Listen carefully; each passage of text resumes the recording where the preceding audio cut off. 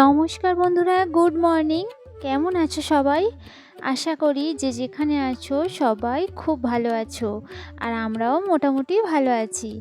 এখন ঘড়িতে বাজে প্রায় 8টা, আর আমি এখন থেকে তোমাদের সকলকে সাথে নিয়ে আজকে ভিডিওটা শুরু করছি। আশা করি তোমাদের ভিডিওটা ভালো লাগবে, তো প্লিজ ভিডিওটা স্কিপ না করে পুরোটা দেখার অনুরোধ রইল।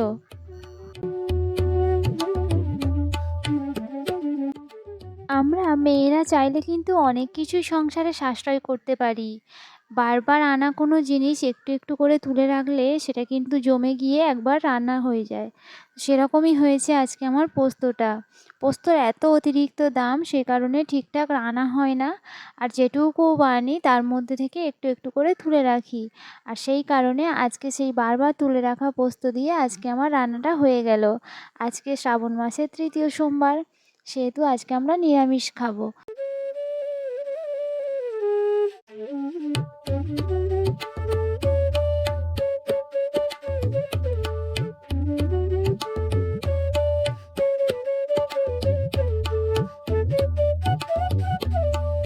আজকে ঠাকুর পূজাটা একটু ভালোভাবে করার ইচ্ছা হয়েছে, তো সেই কারণে সকালে আর পূজাটা সারিনি। কিন্তু অনেকটা বেলা হবে, সেই কারণে 1 কাপ চা আর একটা বিস্কুট খেয়ে নিলাম।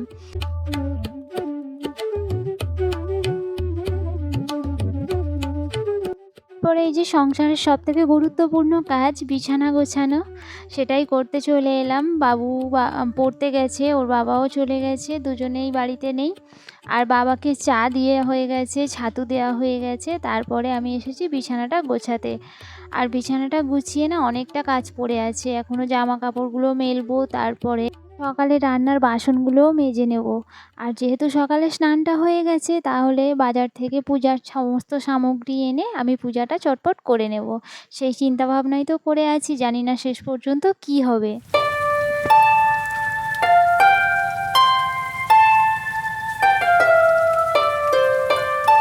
বিছানা গোছানোর মধ্যে সবথেকে বিরক্তিযুক্ত কাজ হচ্ছে আমার কাছে মশারিটা ভাঁজ করা, খুব বিরক্ত লাগে।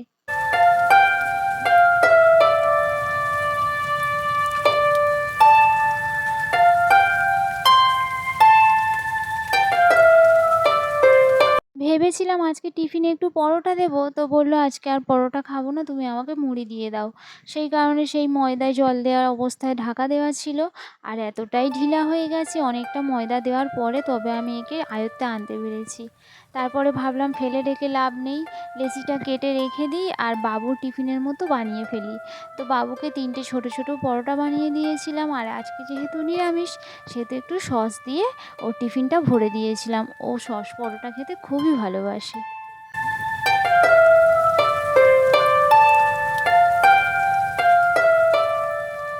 হাতের কাঁচের চুড়িগুলো কেটে গেছে, একটাই মাত্র বেঁচে আছে, তো ভাবলাম এই কটা দিন বাকি আছে তো আরও কিছু কাঁচের চুড়ি পরে নিই। তো সেই কারণে বাজার থেকে আমি আরও কয়েকটা কাঁচের চুড়ি এনে পরে নিয়েছিলাম।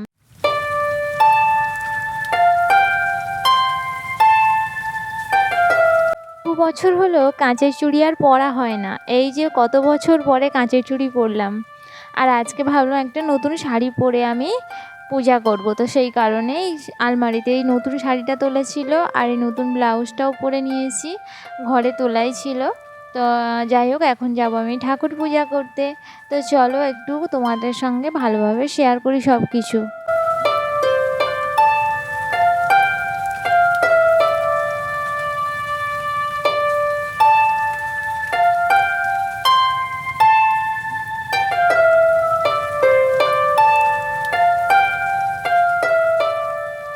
বাবার প্রিয় রং সবুজ, তো সেই কারণে আমরা তো হাতে সবুজ কাঁচের চুড়ি পরেছি। আর আমি এখন বাজার থেকে একটা সবুজ রঙের মোমবাতি এনেছি। আর আজকে আমি একটু পঞ্চামৃত করে বাবাকে স্নান করাবো।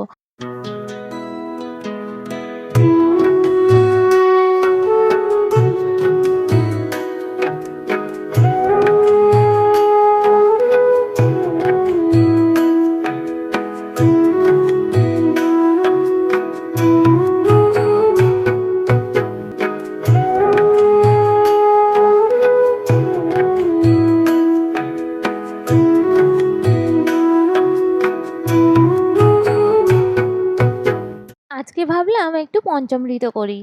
তো আমি পঞ্চামৃতর জন্য নিয়ে নিয়েছি দই, দুধ, মধু, ঘি আর চিনি। আমি তো এইভাবেই পঞ্চামৃত বানাই, আর তোমরা কে কী দিয়ে বানাও সেটা আমাকে কিন্তু জানিও। আমার যদি ভুল হয়ে থাকে তো তোমাদের থেকে শিখতে পারবো।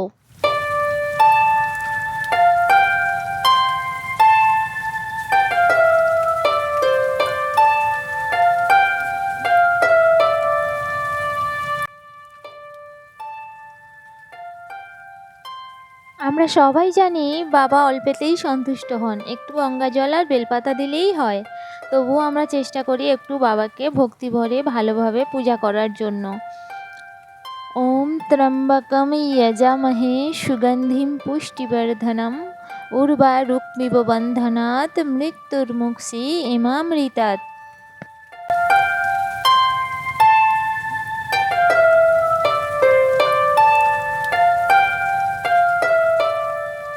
আমরা অনেকেই জানি যে একেবারে সরাসরি বাবার মাথায় জল ঢালতে নেই। ফার্স্টে ডান দিক, তারপর বাম দিক, তারপর মাঝখান, তারপর চারিদিক, তারপর বাবার মাথায় জল ঢালতে হয়। এটাই নিয়ম। আমি বেশি দিন আগে জানতাম না, তো এখন করে এটা জেনেছি, তো সেইভাবেই চেষ্টা করি বাবার মাথায় জল ঢালার। আর বাবাকে একটু ফুল, বেলপাতা আর একটু নীলকণ্ঠ ফুল দিয়ে পূজা করে নিলাম, সাজিয়ে গুছিয়ে নিলাম।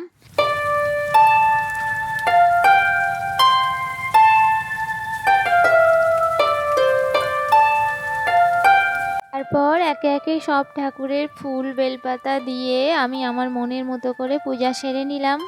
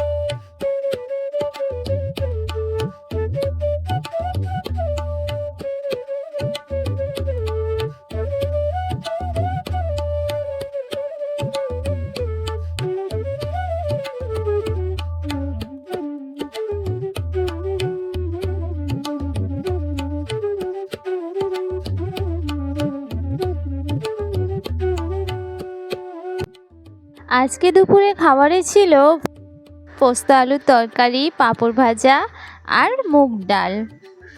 আজকে ভিডিওটা কেমন লাগলো তোমরা প্লিজ জানাতে ভুলো না। আর ভিডিওটা ভালো লেগে থাকলে প্লিজ লাইক, কমেন্ট, শেয়ার করে দিও। আর চ্যানেলে নতুন বন্ধু হলে প্লিজ চ্যানেলটাকে সাবস্ক্রাইব করে দিও।